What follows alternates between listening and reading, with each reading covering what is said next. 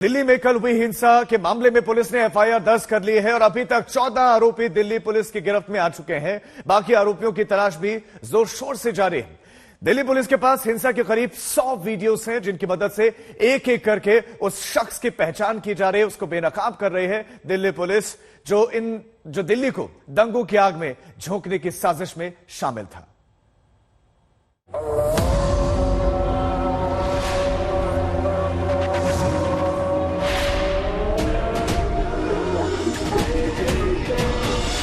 अजान और हनुमान चालीसा को लेकर तनातनी तो कई शहरों में थी, लेकिन दबी छुपी सारी आशंकाओं ने देश की राजधानी का ही रास्ता पकड़ लिया।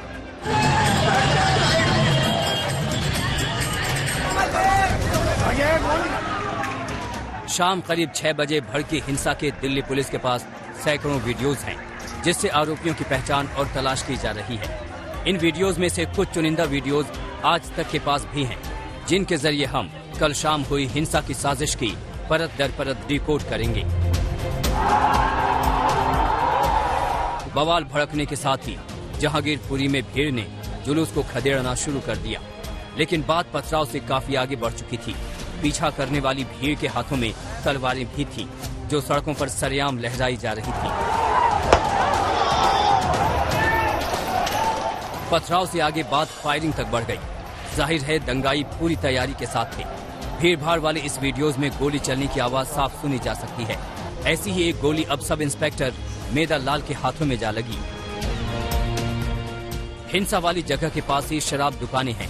यहाँ से भारी तादाद में कांच की खाली शीशियां भी मौके पर जमा की गई और इन्हीं शीशियों से शोभा यात्रा पर हमला किया गया। ये रास्ता जो हम आपको दिखा रहे हैं, यहाँ से शोभा यात्रा निकाली जाती है।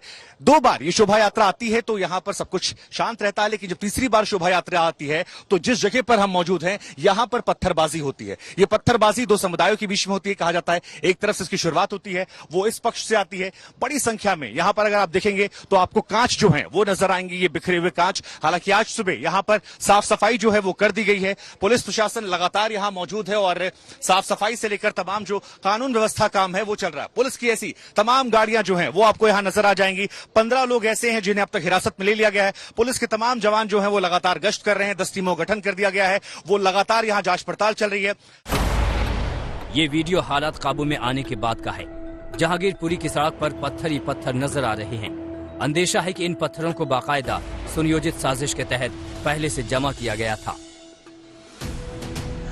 हालात काबू में आने के बाद पुलिस का एक्शन भी रात में ही शुरू हो गया। देर रात पुलिस ने कई संदिग्धों को हिरासत में ले लिया। पुलिस ने इनकी पहचान दर्जनों वीडियोस के आधार पर की है।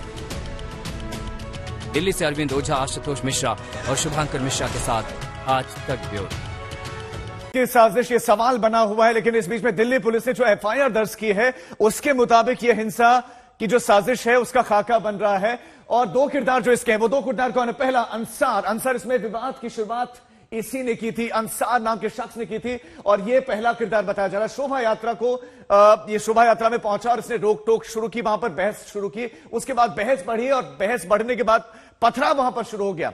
दूसरा किरदार कौन है? दूसरा किरदार है असलम। ये वो शख्स है जिसने गोली चलाई। इसको आज गिरफ्तार कर लिया गया है। हमले के दरमियान इसने गोली चलाई, वहां पर पिस्टल लहराई, कब्जे से इसके वो पिस्टल बरामद कर ली गए हैं। और इस असलम के बारे में बताया जा रहा है कि 2020 में भी इस पर केस दर्ज है। पहले भी जेल जा चुका है लेकिन बाहर था, लेकिन यह आदतन अपराधी बताया जा रहा है। 2020 में इस पर केस दर्ज हुआ था और एफआईआर में क्या सी ब्लॉक के पास ये बवाल शुरू हुआ था। सी ब्लॉक के पास से शोभा यात्रा गुजरी। पुलिस ये कह रही कि शांति से यात्रा गुजर रही थी, तभी वहां पर बवाल हो गया। अंसार नाम का शख्स आया और उसने वहां पर बहस करनी शुरू कर दी। उसने वहां पर हंगामा खड़ा करना शुरू कर दिया। वहां पर बवाल उसका मकसद था एकमात्र, ऐसा लगता है।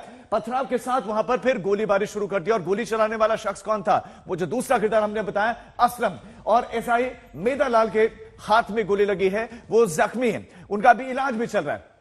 जो असलम ने गोली चलाई, 8 पुलिसकर्मी इसमें जख्मी हुए, जबकि एक स्थानीय नागरिक, एक आम नागरिक भी इसमें जख्मी हुआ। ये पुलिस के एफआईआर में जो तमाम बातें हैं वो हम आपको बता रहे हैं। घटना के 100 से ज्यादा वीडियोस भी सामने आ चुके हैं और कुछ वीडियोस आज तक के पास भी हैं। और अब सीधा घटनास्थल का रुख करते हैं। अरविंद ओझा इस वक्त हमारे संवाददाता हमारे साथ जुड़ गए हैं। अरविंद, अभी तक की पुलिस की कार्रवाई और साजिश किसकी थी इसमें? अरविंद।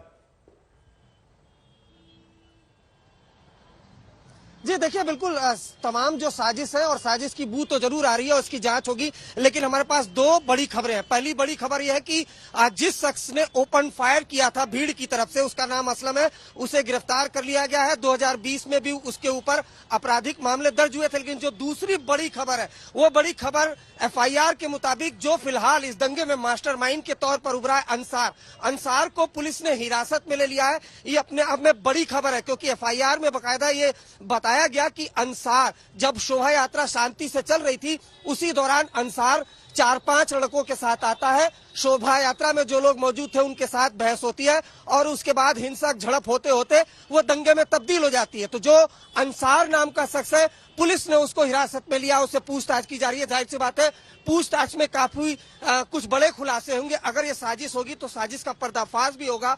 कुल 14 लोगों को गिरफ्तार कर लिया गया है दिल्ली पुलिस के जरिए। लेकिन दो अहम किरदार, पहला किरदार असलम, जिसने ओपन फायर किया था भीड़ की तरफ से, उसको गिरफ्तार कर लिया है, उससे पिस्टल रिकवर हुई है। दूसरा जो अहम किरदार है FIR के मुताबिक, जो फिलहाल मास्टरमाइंड के तौर पर सामने आ रहा है, वो आ रहा है अंसार। उसे पुलिस ने हिरासत में लिया, उससे पूछताछ चली है।